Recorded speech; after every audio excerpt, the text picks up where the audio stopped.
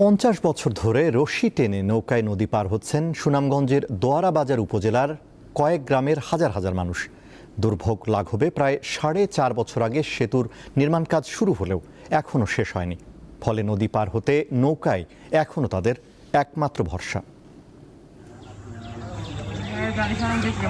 এভাবেই রশি টেনে নৌকায় নদী পার হয় নূরপুর, আলীপুর, সোনাপুর, বৈঠাখাই ও হাসনবাহার গ্রামের মানুষ। সময় বদলেছে, কিন্তু বদলায়নি নদী পারাপারের এই চিত্র।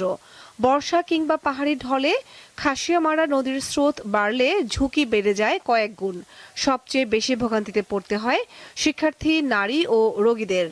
স্কুলের ছাত্রছাত্রীরা কলেজও স্কুলে যাওয়া আসা করতে পারে না। এখন রুগী লইয়া আসা যাওয়া করতে সমস্যা দেখা দেয়। এই ব্রিজের কারণে আমরা দুর্গতিতে মাঝে আছি। ক্লেমন নিয়ে এলো বিরাট কারবার। ইউনিক কোডটি সাবমিট করলে জিততে পারো লক্ষ লক্ষ গিফট। বিস্তারিত ফেসবুক পেজে। স্থানীয়রা জানান, কোনো সেতু না থাকায় বাধ্য হয়ে গত 50 বছর ধরে এভাবে রশি টেনেই নদী পার হচ্ছেন তারা।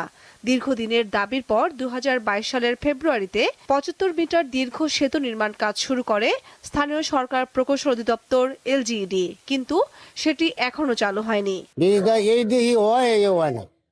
হ্যাঁ, ব্রিজটা হইলে আমরা মনে করেন এই যে গাড়ি ঘোড়া আমরা সহজ হইতো, মানুষের কষ্ট মানে মুছে যাইতো। বেশি বন্যা হইলে, পানি হইলে নদী দিয়ে দড়ি দিয়েও মানুষ পারাপার করতে পারে না। অসুবিধার মাঝে আছি আমরা। LGED জানিয়েছে, সেতুর নির্মাণ কাজ দ্রুত শেষ করতে ঠিকাদারি প্রতিষ্ঠানকে নির্দেশ দেওয়া হয়েছে। আর দুই সাইডের অ্যাপ্রোচের মধ্যে এক সাইডে অ্যাপ্রোচ হয়ে গেছে।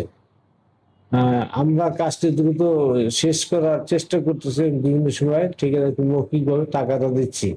দ্রুত সেতুর নির্মাণ কাজ শেষ করে এই অঞ্চলের মানুষকে দীর্ঘদিনের ভোগান্তি থেকে মুক্তি দেওয়ার দাবি স্থানীয়দের। কামরুন নাহার, দীপ্ত, বার্তা কক্ষ।